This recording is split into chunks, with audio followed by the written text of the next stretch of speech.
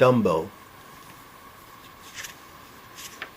It was spring in the circus. Everyone was singing, everyone was happy.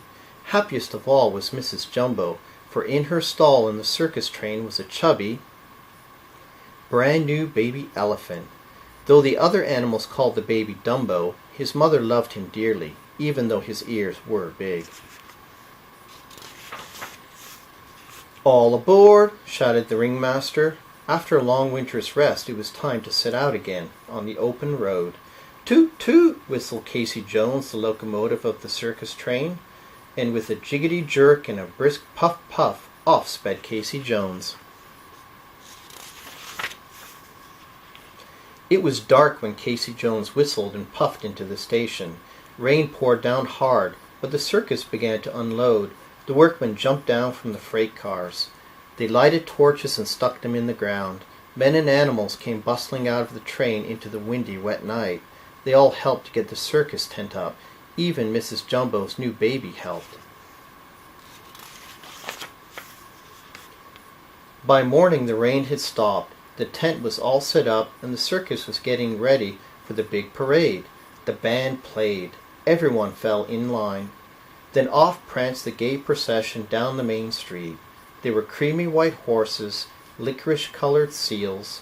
There were lady acrobats in pink silk tights, lions pacing in their gilded wagon cages, elephants marching with slow, even steps.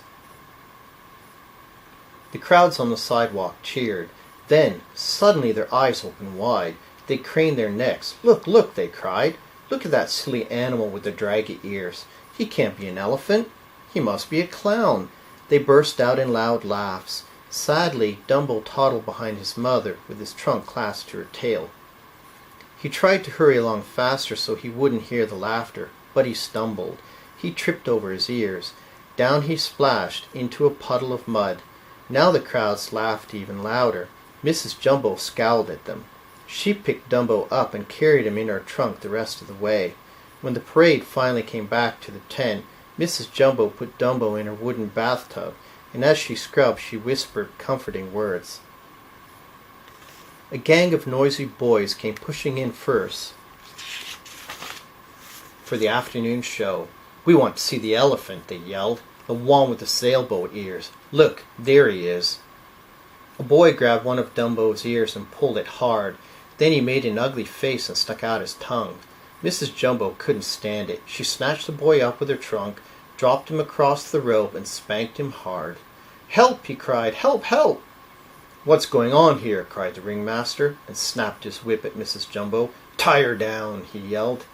Mrs. Jumbo reared her hind legs, but soon she was behind the bars in the prison wagon with a big sign that said, "Danger! Mad elephant! Keep out!"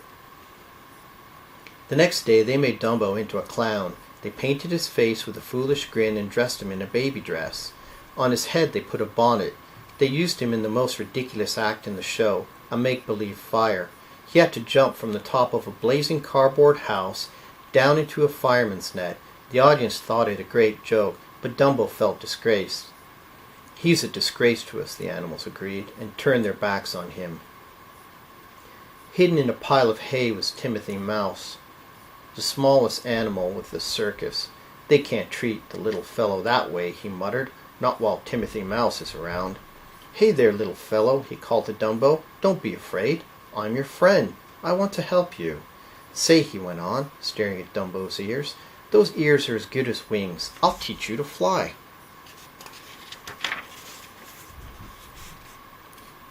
Quietly, Dumbo and Timothy crept out of the tent to Mother Jumbo. Dumbo told her all about the clown act and how unhappy he was without her, and about the wonderful idea Timothy had for making him a success. Then sadly they said good night, and Timothy and Dumbo continued on their way.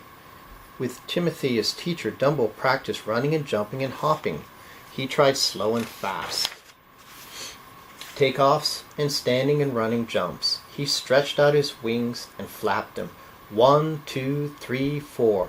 Then he tried the whole thing together, but hard as he tried, Dumbo could not leave the ground.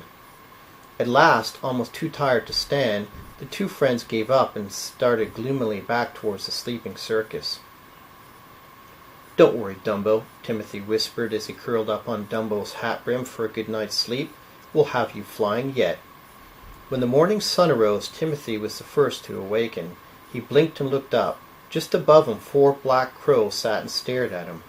Why, yawned Timothy, rubbing his eyes. Where am I? You're up in our tree, snapped the crows crossly. That's where you are. Tree, gasped Timothy.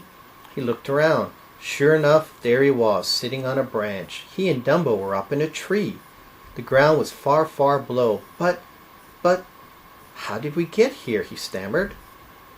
How? Cackled the crows. You and that elephant just came a-flying up. Flying? Timothy yelled. Dumbo, wake up! Dumbo, we're up in a tree. You flew here. Slowly Dumbo opened his eyes. He glanced down. He gulped. Then he struggled to his feet. But suddenly he slipped on the smooth bark and fell. Down, down, down. He bounced from branch to branch, with Timothy clinging to his trunk. Plunk! They landed in a shallow pond just beneath the tree. The crows chuckled and cawed from above. Timothy scrambled up out of the water and wrung out Dumbo's tail. Dumbo, he panted, you can fly. If you can fly when you're asleep,